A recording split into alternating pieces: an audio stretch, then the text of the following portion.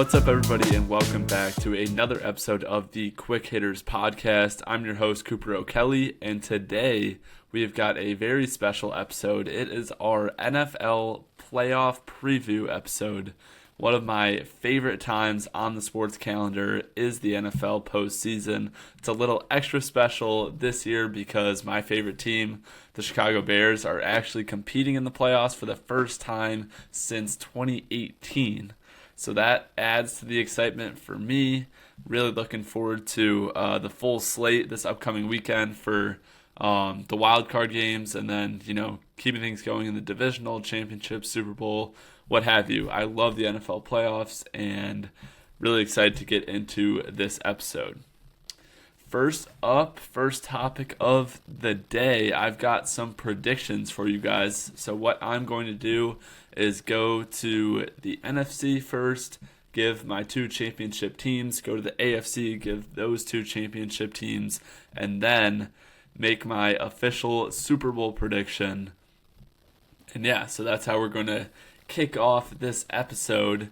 Let's get things going. Starting off in the NFC, I wholeheartedly believe that in the NFC, things are going to run through Los Angeles and Philadelphia.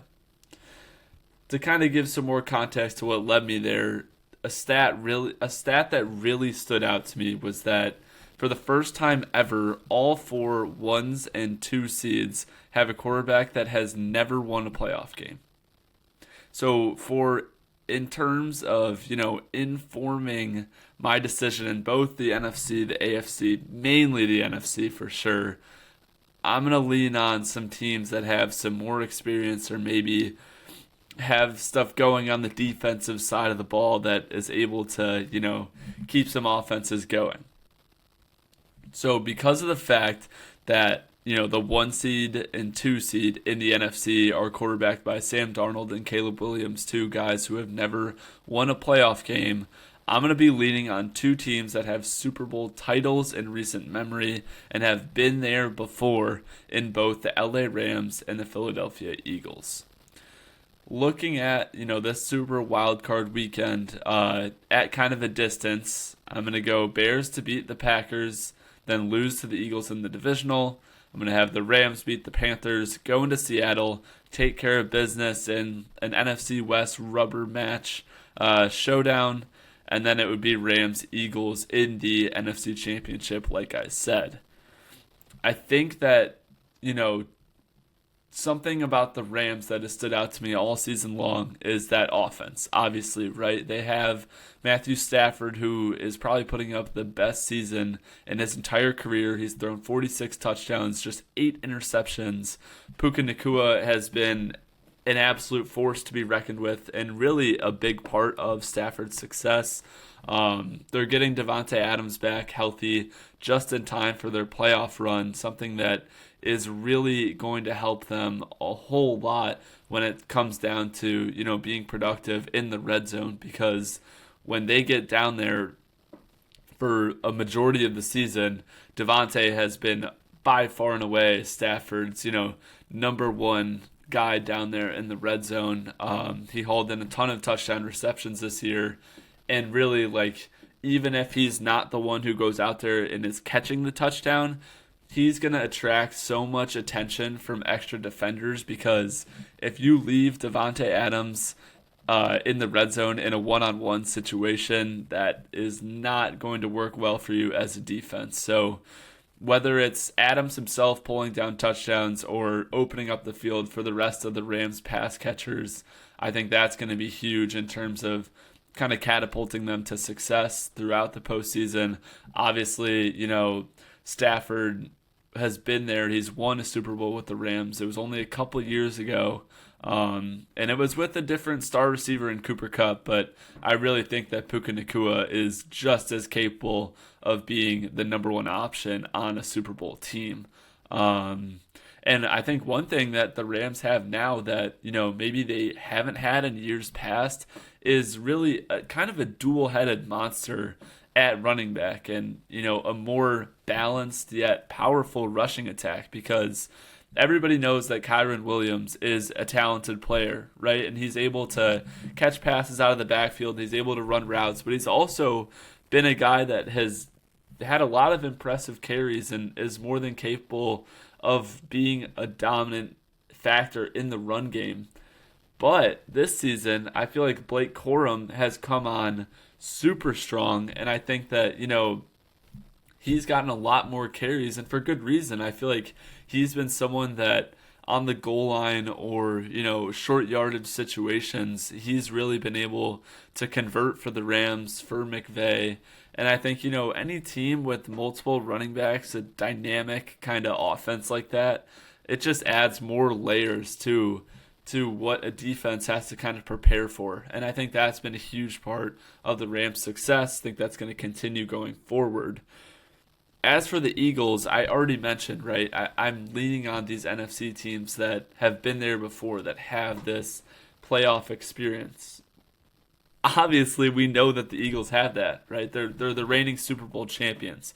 And while this season has been a little bit rough, I think that they are really being counted out by a lot of people, right? I mean, they still have pretty much all of the main guys, not all of them, but a lot of their main guys on both sides of the ball are returning from last year's Super Bowl champion team.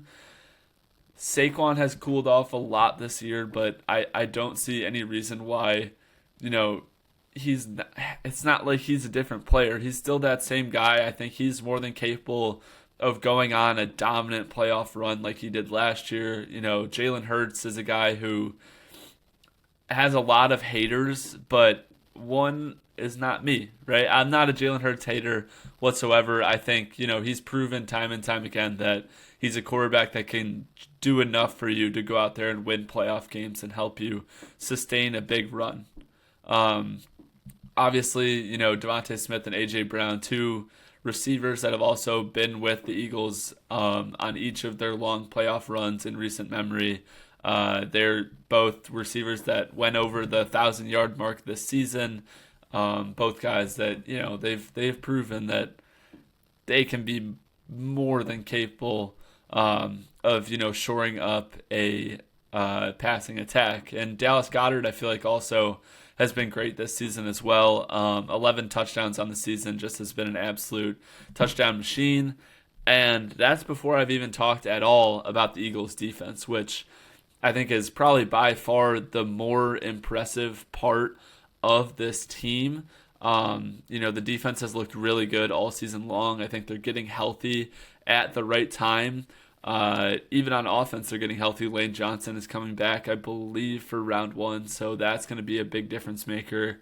And I don't know. I really believe that they're going to be fully rested going into this first round matchup with the 49ers. And, Vegas seems to kind of agree with me. They're favored by 4.5 points.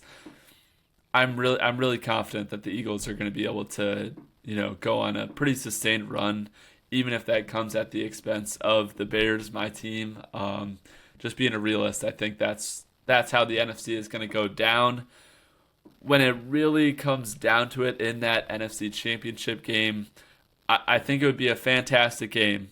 But I'm going to have to go with the Rams in this one. I think, Philly defense, I would imagine, is going to have an unreal run in the playoffs, but I don't think they're going to be able to, for 4 straight games, be able to kind of carry an uncharacteristically slow offense that we've been seeing all season long for the Eagles. I did mention how I believe that Saquon is going to have a good playoffs, but, I don't think that's going to be enough against the Rams. You got to score a lot of points, and I just don't see that Eagles offense being able to keep up with Stafford and the Rams. So, with all that being said, I am 100% locking in the Rams as my pick to win the NFC. Like I said, Stafford MVP season, Puka, that run game, Devontae Adams, offense is going to be hard to stop, and that defense has some playmakers, and they're good enough for sure to go on a run. Like I said, I think they have the makings of a team that is big-time Super Bowl contender, veteran QB who knows how to perform in the clutch, playmakers on offense, playmakers on defense, and, really just having a defense that's not going to give the game away for you. When you have that impressive of an offense, I think is huge. So switching gears a little bit, going to the other side of the bracket, to the AFC. A common theme, I think, in this episode you guys are going to see is that I'm not overly impressed with either of the top 2 seeds in the NFC or AFC. So I'm continuing to go outside the box here with the AFC as well. I really think I like the Jaguars and the Texans a lot to come out of this conference. To start with Houston, that defense has been absolutely remarkable all season long. They have only allowed 15.6 points per game throughout the season. They're the only team to have 2 guys that have over 12 sacks in a season, and Will Anderson and Danielle Hunter. So that pass rush has been ridiculous. They've been great against the run and against the pass as well. They're a team that has been no stranger to tough games overall. They're top 10 in strength of schedule for the regular season. So to me, what that kind of screams is that CJ Stroud, although he has had kind of, a middling season, it hasn't been super impressive. It hasn't looked like the CJ Stroud that we've seen in years past. All they really need to do, Stroud in this offense, is consistently go out and score at least 17, 20 points a game. And they're going to be extremely competitive, and they're going to have a good chance, be set up to win games just because of how remarkable that defense is, right? So I think that is something that really stands out to me a lot about this Texans team. Nico Collins, I think obviously you can say a lot about him and how talented he is, how much of, a strength he has been in that offense, especially since I feel like they've been battling not having a ton of weapons, right? I mean, the run game hasn't been, it's not led by one star guy or any like premier backs, but really I think that they've still managed to put together a solid run game. Guys like Woody Marks, Nick Chubb gets a solid amount of carries. I think there's nothing that remarkable about this offense. However, they don't need to do much, like I said, in order for the Texans to keep competing. And I think that defense is just super, super good. Good enough to carry a team a long way. The Texans have a very favorable matchup week 1, getting to play the Steelers.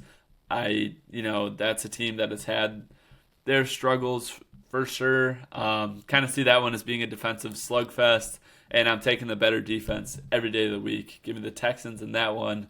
I think, they're going to continue to go on a deep run. I guess I should go through the rest of the first round matchups. Taking the Patriots to beat the Chargers, taking Texans to beat the Steelers, taking the Jags to beat the Bills. That gives us Texans versus Broncos. I think the Broncos have been playing good football, but they are a team that I just cannot seem to trust. So I'm taking the Texans to beat the Broncos. Jaguars to use their offensive firepower to overpower the Patriots in the divisional round. Then that leads us to that AFC championship matchup between the Jags and the Texans. I've said my piece on the Texans. Switching gears a little bit to the Jaguars. Very different story between these two AFC teams, right? The Jags are an up-and-coming team. They have a first-year offensive guru head coach in Liam Cohen. It really seems like, they're a team that's ahead of schedule. They're a year ahead of schedule. No one really expected them to be this good this early. I think they have a bit more balance between offense and defense as well. They have the top-ranked run defense in the league by several metrics. In the playoffs, that is absolutely huge. I think, if the Jaguars' run defense is able to, make their opponent's offenses one-dimensional, kind of shut down the run, force them to commit to the pass game, that is absolutely huge in any game, but especially the playoffs where, in a single game elimination format, one rough game from an offense and you're just not going to be able to keep up. I personally have a lot of faith in Trevor Lawrence, and he's, had a really impressive season. I think from after around Thanksgiving on, really after that Jacoby Myers trade, Trevor Lawrence has been possibly, maybe not the favorite, but has been one of the favorites for the MVP. If you started counting the award after the Jacoby Myers trade, obviously that's not really how things work, but he's been really impressive ever since Myers has arrived to the team, and that has really helped that offense kind of open up. They have a balanced attack, right? They have, obviously I just mentioned, Jacoby Myers has been great. They throw the ball to Brian Thomas Jr. Parker Washington is a guy that's come on really strong towards the tail end of the season as well. That's a pretty fearsome wide receiver trio. You've also got Brenton Strange as tight end, red zone threat. He's been really good. And then Travis Etienne, in that run game, he finished with over 1,100 rushing yards, 7 touchdowns. I feel like quietly turned in one of the more impressive single seasons he's had in the National Football League. I feel like that doesn't get talked about a ton. Like I said, Lawrence has really been great down the stretch. Even at the start of the season, he's looked good as well. I think what's really impressive is how he's kind of emerged as a dual threat kind of QB. He's been racking up rush yards a lot of the time, which has been interesting to me for sure. He's, proven that he's capable of also, in that red zone, scrambling for extra yards, finding the end zone. I want to say he has like 7 rushing touchdowns on the season, something around that number. And I mentioned it again earlier about, how difficult it is when an offense has multiple options, multiple facets to prepare for. And, Lawrence's rushing capabilities, I think, have really added to that for sure. And if you just look at this team from top to bottom, I think they genuinely have the talent to win the franchise's first ever Super Bowl, which is something that is really impressive. Having a first-year head coach in the playoffs, I kind of understand how that might seem a little daunting, but I really think that they have a genuine shot to compete for a Super Bowl. So that leaves us with the Houston Texans, the Jacksonville Jaguars in the AFC Championship, 2 very scorching hot teams entering the playoffs on 8 and 9 game win streaks, I think, respectively. When you have teams coming into the postseason riding that kind of wave, I think that's going to, do a lot for your players' confidence. Even if you're kind of lacking in that playoff experience, I think that could still come in huge. And when it comes down to it, I think, similar to what I said in the NFC, it's hard for defenses to fully carry a team all the way to the Super Bowl. Scratch that. We're going with the Houston Texans. I really think that Texans defense is just so formidable. They, like I said, have played tough opponents week in and week out. They're fully equipped to, I think, dismantle that AFC picture. And, week 1, having an opponent like the Steelers to go up against, I think, makes a big difference. Truthfully, the only thing holding me back from taking the Jaguars to be my AFC champion prediction is that I'm worried about their round 1 matchup in the Bills, right? So it's hard. I think it's really tough when you have matchups like that. And yeah, I'm going to lead on the Texans. So that gives us a Super Bowl of Rams versus Texans. And I'm just going to have to continue the wave, take the Rams. Matthew Stafford in a remarkable storybook season. The MVP closed it out with another Super Bowl ring, probably wins Super Bowl MVP as well. And the Texans are, I think they put up a fight. But like I'm predicting that we're going to see throughout this entire NFL playoffs is that teams just don't have the offensive firepower to keep up with the Rams. I think we're going to end up seeing that with Seattle. We're going to end up seeing that with Philly, and we're ultimately going to end up seeing that in the Super Bowl with Houston.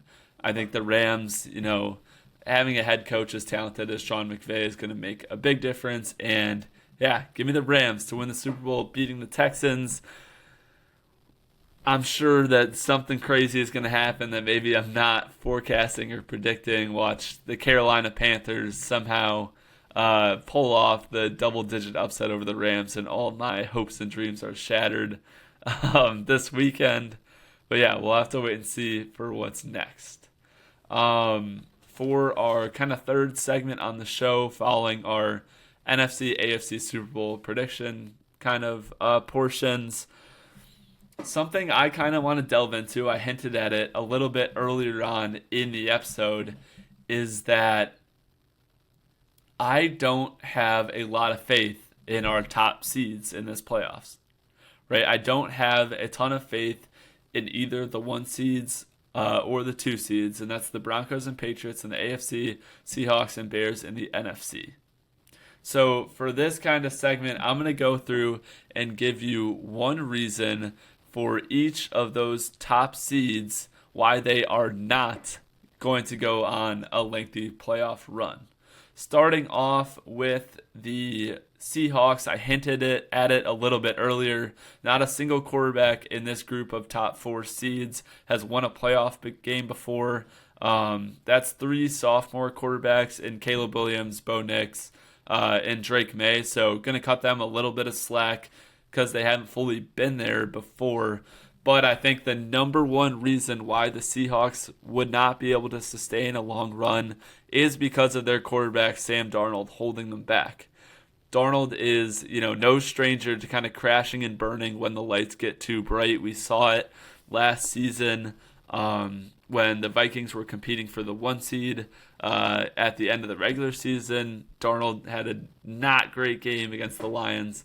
They lost, ended up having to play the Rams week 1 of the playoffs. Darnold, bad game once again, lost, bounced a 13 or 14 win Vikings team out of the playoffs much earlier than anticipated. So yeah, I think the one reason as to why the Seahawks might be stopped short despite that very talented defense and kind of pretty balanced offense is that Sam Darnold might be holding them back. For the Bears, the next team, this pains me to say it, but they proved in San Francisco that their offense can keep up with anybody. They can score enough points to compete with any team in the NFL. That is not the problem. But the one reason that I think the Bears are not going to make a run is this defense is simply just not good enough. We've seen time in, time out, the Bears have, really been forced to lean on Ben Johnson's offense in terms of, carrying them to victories, which has worked out pretty well. They've pulled off a lot of comebacks. They've, won a ton of games, a lot more than people expected, exceeded even Chicago fans' very expectations, secured the 2 seed. Nobody could have seen that coming. But really when it comes down to it, injuries have been part of it, I think, throughout the season, but even fully healthy, I just don't think this defense is good enough. The pass rush has definitely been the biggest issue all season long, in my opinion. Probably in the bottom 5 teams in terms of pass rush win rate. If you continue to look at that defensive line and I guess front 7 as a whole, they've had struggles slowing down the run, which is something that really scares me in that NFC playoff picture because they're going to have to go out there and slow down Josh Jacobs week 1, which they've proven that they're very capable of beating the Packers, but I'm scared of Josh Jacobs having his way with that defense. if they're able to win, I think that they would go on to play the Eagles if all my other predictions are correct. Another, dominant running team, Saquon, Jalen Hurts, I think would just run over this defense. And yeah, I think while the offense is very impressive and capable of winning a Super Bowl, I do not think that this defense is good enough for the Bears. I hope that the return of Kyler Gordon is something that can maybe give them some sort of jolt or burst of energy heading into the postseason, but I just don't think this defense is good enough, unfortunately. For the Broncos, their style of winning just is not sustainable. This season, they've had 13 one-possession games, and they've won 11 of those. So they're 11-2 in one-possession games. 11 of their wins, that means, have been one-possession games. That is something that you really don't hear of very much at all. And I just don't see how they could kind of keep this kind of style up going all the way throughout and winning the Super Bowl. We saw last season that the Kansas City Chiefs were really dominant in one-possession games. They had a lot of, kind of narrow victories, and they were able to ride it all the way to the Super Bowl, but eventually they just kind of ran out of gas and were not able to, keep it up for 5 straight games in the postseason. And I kind of see that being the Broncos' fate as well. Personally, I see them having an earlier exit, but even if they are able to string together a couple wins, I still don't think it's sustainable in terms of going out and winning a Super Bowl. I do have to say, though, that defense, very impressive, definitely legit. So, honestly, who knows what could happen? I just don't think that they're really going to be able to keep this kind of style up. And for the Patriots, they are not going to be able to compete for a Super Bowl because they haven't played anybody. You've heard that all season long. It's, discourse across sports media, talk shows, throughout the, league circles, what have you. It really does seem like the Patriots have had the easiest schedule this season, which I think obviously is something that has helped them out a lot, right? Because they're able to get up to that 2 seed. But I think it's something that's going to help, not help. I think it's something that's going to come back and end up biting them in the end. They have no idea what it's like to take on 5 quality opponents in a row. Obviously, that's what it takes for them to go out and win a Super Bowl. Their opponents have had a win percentage of .356 this season, giving them by far the easiest strength of schedule by that margin. I think that, it's been very impressive what Drake May has been able to do this season, but, going out there and doing it in 5 straight games, I think is going to be a bit of a concern for sure. Plus, I think that, just to mention the off-the-field kind of concerns, I think these legal troubles that we're seeing with Stephon Diggs and one other player who I can't remember right now, but the legal troubles off the field stuff are a bit concerning and I think are slightly worrisome. I know Diggs, at least his trial is coming up, I believe. I'm not sure about the full details, but I know that, in the postseason, having kind of distractions probably is not the most helpful thing in the world. So the bottom line, the Patriots are not going to win the Super Bowl because they haven't played anybody. That is me going through the number one reason for each of the top 4 seeds why they will not win the Super Bowl. I think that there is one thing holding back each of the top 4 seeds in this year's playoffs. For the Seahawks, it's QB Sam Darnold. For the Bears, it's their pitiful defense that's been struggling. For the Broncos, it's their style of winning isn't sustainable with all these one-possession games. And for the Patriots, they just haven't played anybody. They are not used to going up against multiple talented, best teams in the league week in and week out. Funny enough, I think even though, this is the team that I kind of talked about to kind of open this segment, was the Seattle Seahawks, but funny enough, I feel like I trust them the most out of any of these teams, thanks to that, pretty stifling defense that has looked great, and a run game that has really come on as of late. They've got another two-headed monster of running backs in Zach Charbonnet and Kenneth Walker, who have combined for over 140 rushing yards in each of the last 9 straight weeks.